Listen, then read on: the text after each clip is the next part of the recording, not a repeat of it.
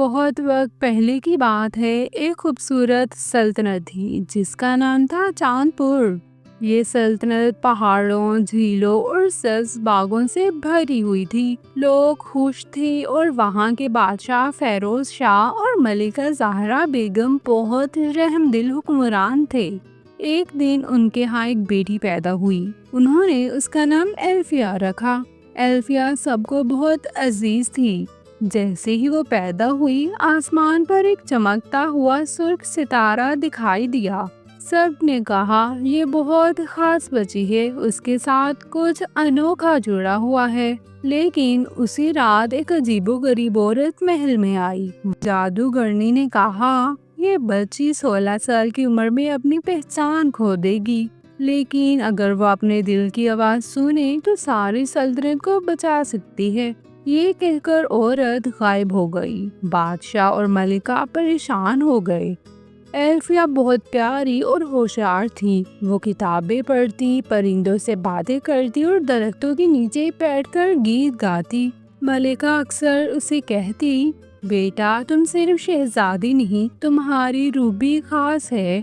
لیکن محل میں ایک اصول تھا، الفیا محل سے باہر نہیں جا سکتی تھی۔ جیسے جیسے وہ بڑی ہوئی، وہ خواب دیکھنے لگی۔ خواب میں ایک نیلی جھیل آتی، ایک سفید کشتی اور ایک نرم آواز، الفیا اپنے دل کی سنو، تم اپنے آپ کو پاؤ گی۔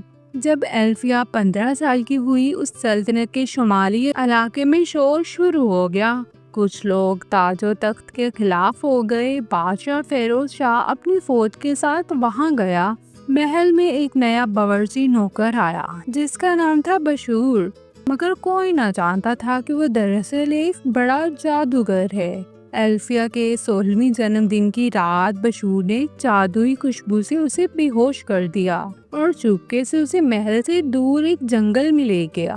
الفیا جب جنگل کے ایک جادوئی درخت کے نیچے جاگی تو اسے کچھ یاد نہ تھا۔ وہ نہ جانتی تھی کہ وہ کون ہے، کہاں ہے۔ اب اس کا نام تھا نورین۔ نورین جنگل کے پاس ایک گاؤں میں پہنچ گئی۔ گاؤں والے حیران تھے، مگر ایک بوڑھی عورت اماں زویا نے اسے اپنا لیا۔ نورین نے اماں زویا سے جڑی بوٹیاں، علاج اور کھانا پکانا سیکھا۔ وہ سب کی مدد کرتی، بچوں کو کہانیاں سناتی اور بیماروں کی دیکھ بھال کرتی۔ اسی گاؤں میں ایک نوجوان لڑکا رہتا تھا جس کا نام تھا ایلن۔ وہ درخت کاٹتا مگر دل کا بہت نرم تھا۔ ایلن اور نورین کی دوستی ہو گئی۔ دونوں دریا کے کنارے بیٹھتے، پرندوں کو دانہ ڈالتے اور زندگی کی باتیں کرتے۔ ایک دن نورین نے پھر وہی خواب دیکھا، وہی نیلی جھیل اور وہی آواز۔ وقت آ چکا ہے نورین، اپنی دل کی بات مان لو۔ نورین نے اگلی صبح ایلن سے کہا، مجھے ایک جھیل ڈھونڈنی ہے، مجھے لگتا ہے وہی میری سچائی چھپا رہی ہے۔ ایلن نے کہا تو میں تمہارے ساتھ چلوں گا۔ دونوں نوجوان سفر پر نکلے۔ کئی دنوں تک وہ پہاڑوں سے گزرے، راتوں کو جنگلوں میں سوئے اور آخرکار نیلے پانیوں والی جھیل کے پاس پہنچے۔ جھیل کے بیچ میں ایک کشتی بندھی تھی۔ نورین اس میں بیٹھی، آنکھیں بند کی اور ایک روشنی پھیل گئی۔ اچانک اس کی بادشاہت واپس آ گئی۔ میں الفیا ہوں، چاند پور کی شہزادی۔ الفیا محل واپس پہنچی۔ جادوگر بشور نے سلطنت پر قبضہ کرنے کی کوشش کی، مگر اب شہزادی جاگ چکی تھی۔ اس نے جادوگر سے مقابلہ کیا، محل کے رازوں کو کھولا اور سب کو سچ بتایا۔